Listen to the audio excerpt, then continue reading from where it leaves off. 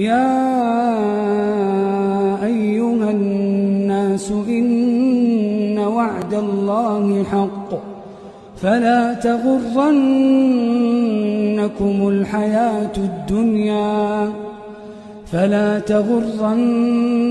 الحياة الدنيا ولا يغرنكم بالله الغرور.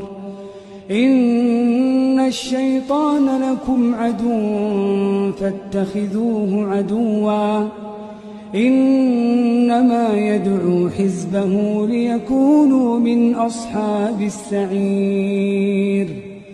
الذين كفروا لهم عذاب شديد والذين آمنوا وعملوا الصالحات لهم مغفرة وأجر كبير.